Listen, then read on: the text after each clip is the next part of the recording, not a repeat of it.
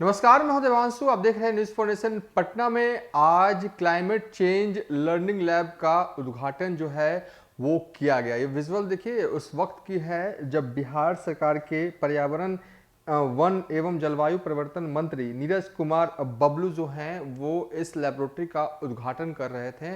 दरअसल आपको बता दें कि इस लैब को बनाने का मकसद यह है कि क्लाइमेट चेंज के क्या दुष्परिणाम हैं और कैसे इनसे निपटा जाए और कैसे क्लाइमेट चेंज जो हो रहा है उन तमाम चीज़ों की सारी जानकारियां जो हैं वो इस लैब में दी गई हैं। लैब का उद्घाटन करने के बाद नीरज कुमार बबलू क्या कुछ संदेश या मैसेज दे रहे हैं कि करना चाहिए हम सबों को, ताकि जो क्लाइमेट चेंज हो रहा है, जलवायु परिवर्तन हो रहा है, उसमें कमी आ सके। आगे वीडियो में नीरज कुमार बबलू का पूरा बयान सुनिए।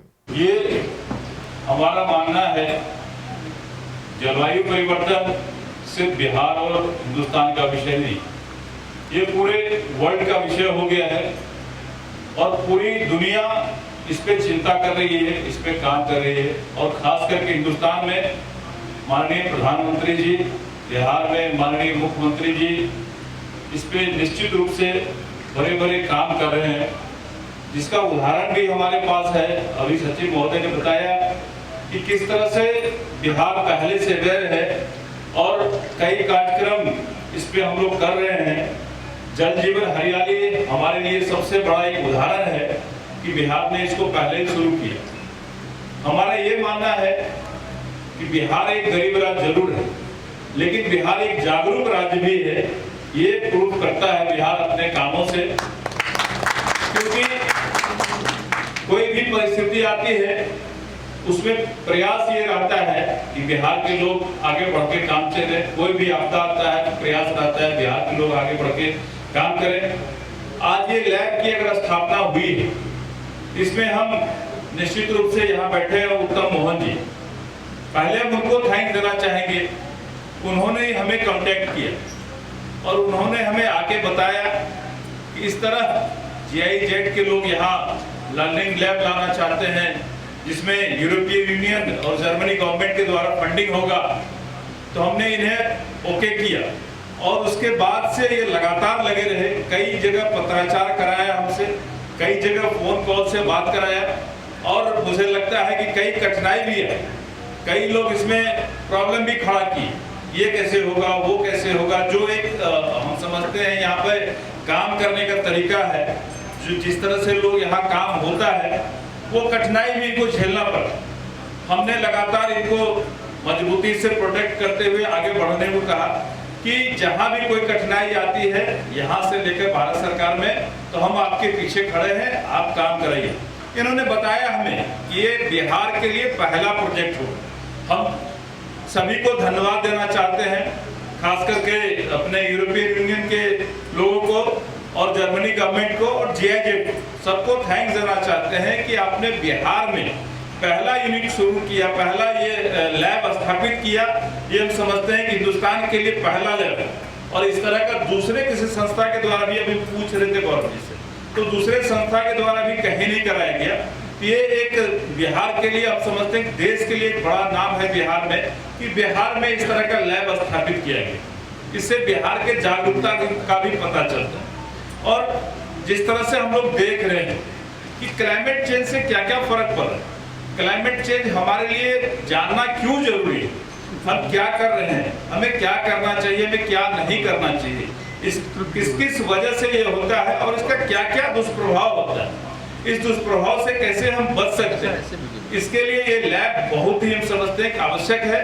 जो हमारी आने वाली पीढ़ी है या जो हमारे नए जनरेशन है, जो हमारे स्कूली छात्र हैं, यहाँ बल्क में यहाँ आते हैं, बड़ी संख्या में यहाँ आते हैं, तो हम समझते हैं अगर वो इसको विजिट करते हैं, ये बहुत ही एप्रोप्रिएट जगह चुना गया है कि यहाँ काफी स्टूडेंट आते हैं, काफी स्कूल के टीम आते हैं और जो अगर यहाँ देखते हैं, कुछ पढ़ के जाएंगे, समझ के जाएंगे, तो निश्चित रूप से फ्यूचर में इसका बड़ा लाभ मिलेगा, बिहार और देश को इसको बड़ा लाभ मिलेगा।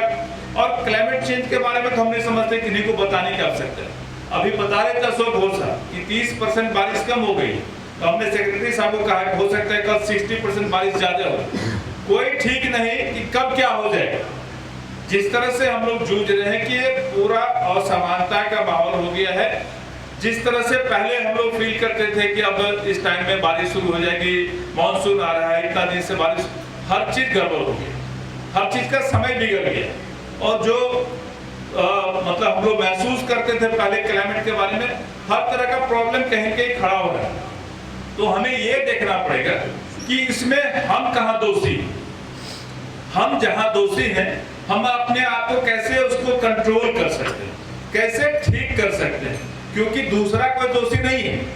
धरती के दूसरे ग्रह से कोई लोग नहीं आए, हम लोग यहाँ के हैं, यहीं हम लोग बसे हुए हैं, और हम ही लोग के वजह से ये क्लाइमेट चेंज हुआ और इस तरह की असमानता हम ही लोग के वजह से हुई। ये हम मानते हैं कि दुनिया बहुत तेजी से आगे बढ़ रही है, जो विकास का डेवलपमेंट का काम है वो भी जरूरी है हमारे लिए, लेकिन उसका क्या साइड इफेक्ट हो रहा है हम लोग इसको फोकस नहीं करते, हम इसको नहीं देख पाते।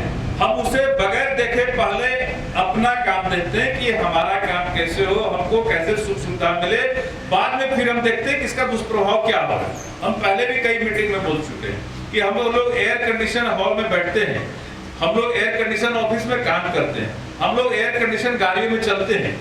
ये अति आवश्यक है, मानते हैं, क्योंकि जिस तरह से टेम्परेचर बढ़ा हुआ है वो हमारे लिए जरूरी है, बगैर उसके हम रह नहीं सकते, बगैर उसके हम काम नहीं कर सकते। लेकिन इसका दुष्प्रभाव क्या हो रहा है, इसके लिए हम लोग क्या काम कर रहे हैं, इस पे नहीं हो रहा है। इसका दुष्प्रभाव इतना ज्यादा हो रहा है, अगर ये और ठंडा हो रहा है तो इसके बगल में इससे ज्यादा गर्मी बढ़ रहा है। यही है क्लाइमेट चेंज का फर्क, जिससे पूरा वातावरण हमारा, पूरा धरती गर्म हो रहा है, पूरी धरती पे इसका दुष्प्रभाव हो रहा है। तो इसके दुष्प्रभाव से हम क्या चीज से इसको रोक सकते हैं? मुख्य रूप से हम तो ये मानते हैं कि प्लांटेशन है, प्लांटेशन हम ज्यादा से ज्यादा करें, और कौन सा प्लांट लगाएं, जिस प्लांट को लगाने से ज्यादा हमको फर्क पड़ेगा, जिससे टेम्परेचर हमारा सही रहेगा, हमको ज्यादा से ज्यादा ऑक्सीजन मिलेगा, कार्बन कम, ज्यादा से ज्यादा कार्बन को खत्म करेगा। तो हम तमाम चीजों को रिसर्च करते हुए, देखते हुए, जानते हुए उस तरह के कामों को करना पड़ेगा। उसमें हम अपने तरफ से क्या कमी कर सकते हैं, क्या चीज को रोक सकते हैं, वो हमको प्रयास करना चाहिए। हो सकता है हमको कमरे में सोना है, हम एसी चला करके 2 घंटा छोड़ दें, 2 घंटा अगर रूम हमारा नॉर्मल हो जाता है तो हम बगैर एसी चलाए सोए, फैन में, पंखे में सोए। अगर ये आदत डालें तो हम समझते हैं कि ये इसका बड़ा असर पड़ेगा, क्योंकि अब कोई जरूरी नहीं कि हम प्रकृति के अगेंस्ट गर्मी के दिनों में मोटी रजाई ओढ़ के सोते हैं, ये प्रकृति के खिलाफ है। हमारे पास सीजन आता है, ठंडे का समय आता है, गर्मी का समय आता है, अगर हम हर चीज को एंजॉय करते हैं तो वो एक अलग दुनिया होता है। लेकिन हम इतनी गर्मी में और फुल एयर कंडीशन टेम्परेचर कोशिश करते हैं कि एकदम 4-5 डिग्री हो जाए और पूरी रजाई में हम सोए, कोई जरूरी नहीं है। और इससे क्या होता है कि निश्चित रूप से इससे हमारे शरीर पर भी इसका दुष्प्रभाव होता है, जिसको हम लोग फील नहीं कर पाते हैं। थोड़े दिन बाद जाकर के हड्डियों में दर्द और कई तरह की बीमारियां होती है पूरे हमेशा एयर कंडीशन में रहने से। तो इन तमाम चीजों को हमको लगता है कि देखते हुए अगर हम लोग काम करें, इस पे अपने आप पर अगर सुधार करने की कोशिश करें, अपने आदतों को चेंज करने की कोशिश करें कि हम कम से कम ऐसी चीजों को यूज करें ताकि इसका असर पड़ेगा। और जिस तरह से हम लोग गाड़ी यूज करते हैं, हर लोग डीजल पेट्रोल वाले मैक्सिमम लोग गाड़ी यूज करते हैं, अगर हम लोग इलेक्ट्रिक व्हीकल यूज करना शुरू करें तो निश्चित रूप से उसका भी बहुत बड़ा प्रभाव हमको पड़ेगा इस धरती पे, क्योंकि हम लोग अभी इसको देख चुके हैं। अभी कोविड का हम लोग झेल चुके हैं। पिछले साल जब कोविड था और 2-3 साल से कोविड से लोग परेशान हैं, और जब पूरी तरह दुनिया लॉकडाउन हो गई थी, हिंदुस्तान में भी लॉकडाउन हो गया, बिहार में भी पूरी तरह लॉकडाउन हो गया, तो वो 1-1.5 महीने 2 महीने का जो पीरियड था लॉकडाउन का, हम समझते हैं कि बहुत बड़ा चीज रहा लोगों को जानने, सीखने, देखने के लिए वो टाइम कि क्या चेंज आता है अगर हम पूरी तरह घर में बैठ जाते हैं, पूरी तरह हमारा जो संसाधन है हम पूरी तरह उसको बंद कर देते हैं। तो इसका इस धरती पर कितना बड़ा असर पड़ता है ये हमको देखने के लिए मिला, क्योंकि जब सारी इंडस्ट्री बंद हो गई, सारी गाड़ियां बंद हो गई, तो पूरे वातावरण में कितना चेंज आया वो लोगों ने देखा, लोगों ने उसको स्टडी किया और लोगों ने उसे लिखने का काम किया, जानने बताने का काम किया कि पूरे इंडस्ट्री को बंद करने से, पूरी गाड़ियां को बंद करने से क्या फर्क पड़ता है और ये प्रदूषण क्यों फैल रहा है। ये सारा जांच परख में आ गया, लेकिन हम उसको भी बंद भी नहीं कर सकते, हम गाड़ियों को चलने को रोक नहीं सकते, लेकिन उससे जो पॉल्यूशन फैलता है उसको कम करने का प्रयास जरूर कर सकते हैं, और उसके बचाव के लिए हम लोग क्या क्या उपाय कर सकते हैं इस पे काम जरूर कर सकते हैं। तो अगर इस पे सब लोग सोचे, सब लोग इस पे अवेयर हो, जागरूक हो, उसी हिसाब से काम करना शुरू करें, तो निश्चित रूप से इसका बड़ा फायदा राज्य और देश और दुनिया को मिलेगा। ये हमारा प्रयास रहेगा। और हम समझते हैं कि जिस तरह से यहाँ लैब बना है, इसके लिए हम तमाम अपने संस्था को धन्यवाद देते हुए, तमाम अपने विभाग के अधिकारियों को, कर्मचारियों को, सबको धन्यवाद देते हुए एक और चीज कहना चाहेंगे कि जिस